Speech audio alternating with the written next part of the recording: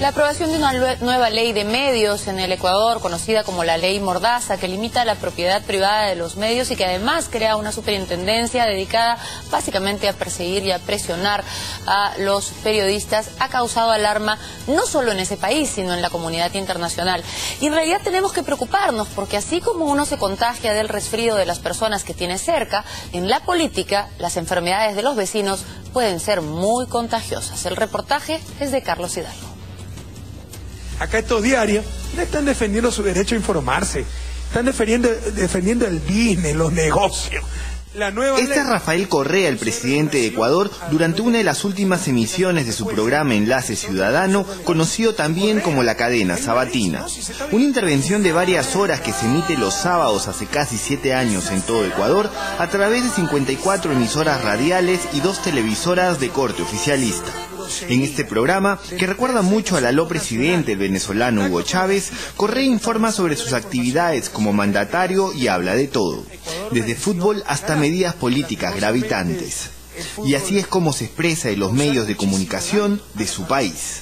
Es tan fácil manipular publicando lo que quiero, ocultando lo que no quiero. Entonces, estos creen que no mentir es sencillamente no decir una grosera mentira que alguna vez hasta la dice. No, mentir, ¿ya?, también significa decir verdades a medias que induzcan a error. Y eso hace todos los días la prensa corrupta.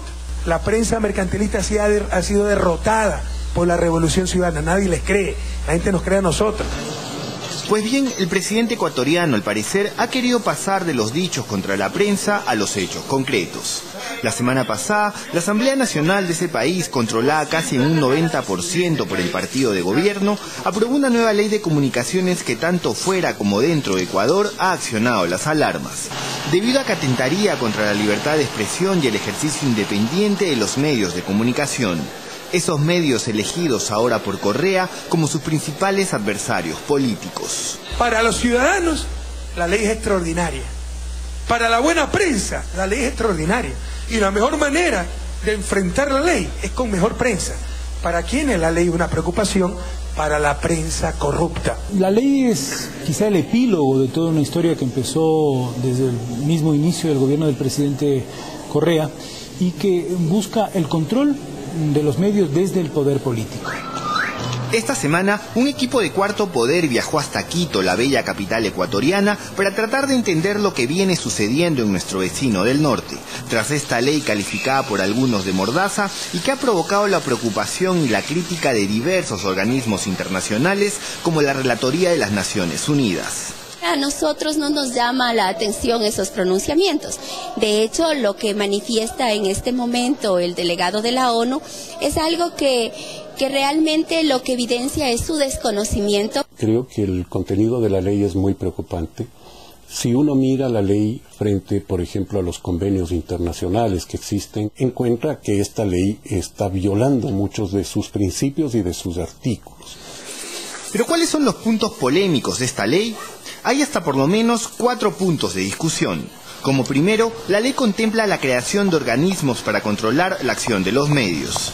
Se prevé la conformación de un Consejo de Desarrollo y Regulación de la Información que supuestamente velará por los derechos de los usuarios, y de una Superintendencia de Información y Comunicación, un órgano que en buena cuenta vigilará los medios de comunicación y tendrá la capacidad de sancionarlos cuando, según su parecer, no hayan respetado los procedimientos y la ética periodística, algo que se presta a más de una suspicacia.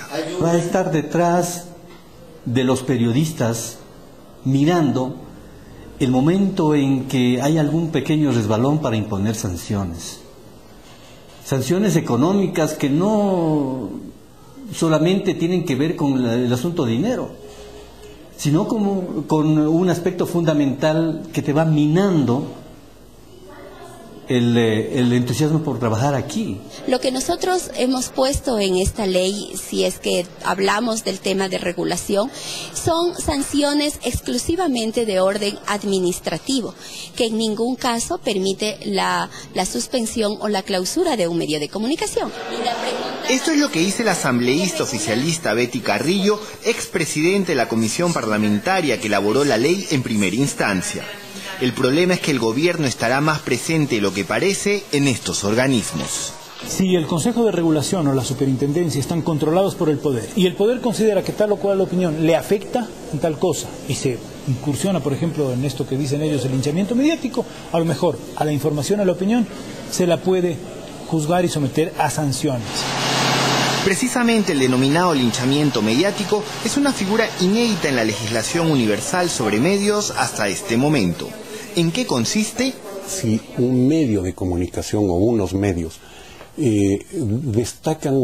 hacen el seguimiento, más bien dicho, de algún caso en que esté involucrada una persona, esta persona puede decir que se está haciendo un linchamiento mediático en contra de él y por lo tanto puede denunciar a los medios. En periodismo nosotros hacemos seguimiento de la noticia, porque obviamente hay acontecimientos que no lo puedes terminar en un solo día, porque siguen las investigaciones y siguen los procesos.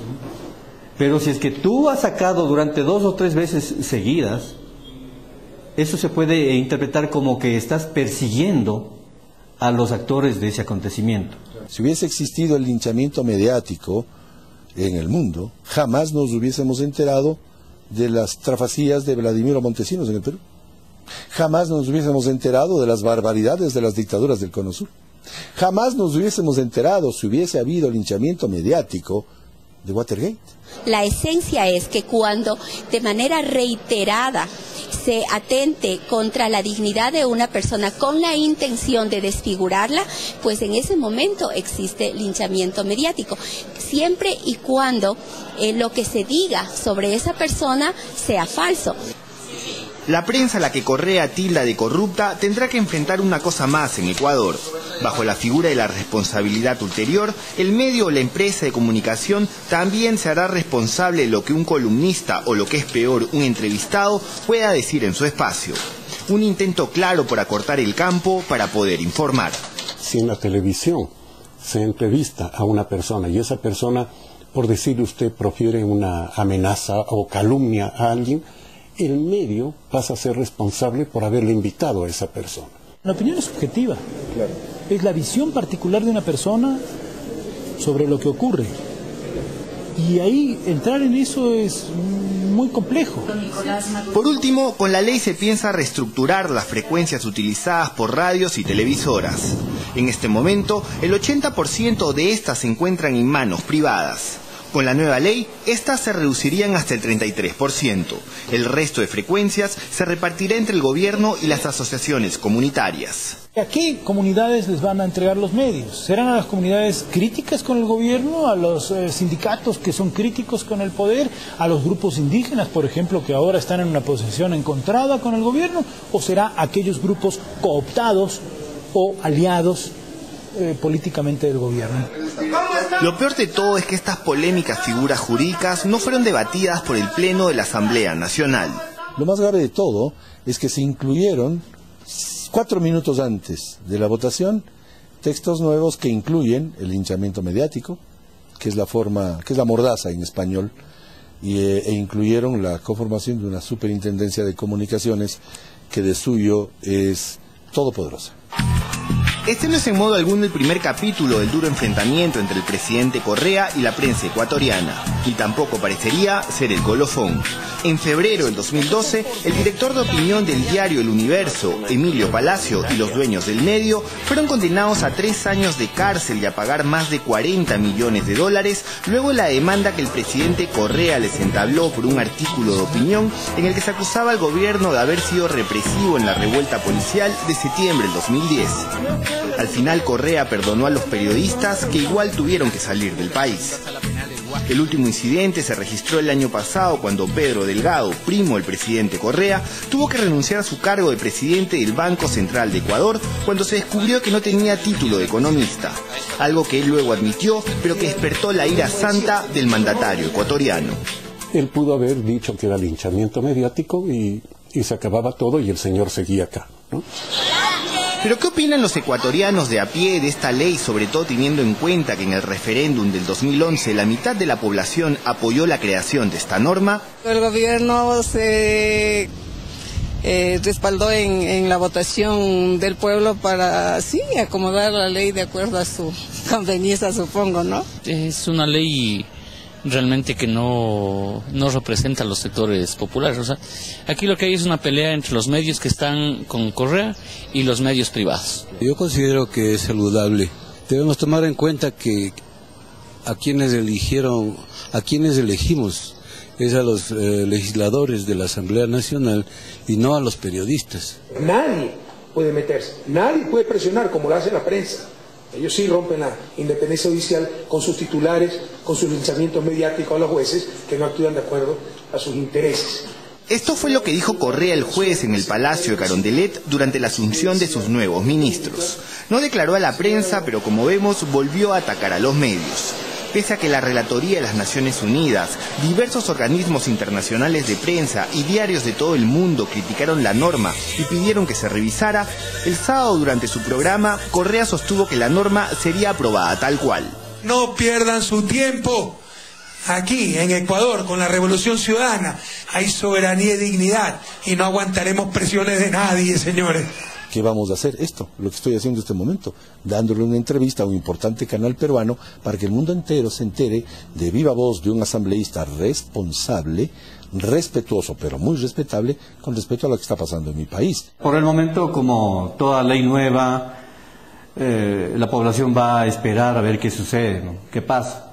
Posiblemente cuando comience a ver que ya no puede expresarse con la misma libertad que lo hacía hasta antes de la ley, recién comenzará a darse cuenta que efectivamente la ley va en contra de la población. Así están las cosas en Ecuador. Se vienen días complicados para la prensa en ese país y esperemos que más allá de los deseos de Correa, la cosa no sea replicada en ningún país de la región. Esta es para mí una contribución magnífica que pronto la seguirán otros países. Si los perritos ladran, es señal de que la patria grande avanza, compañero.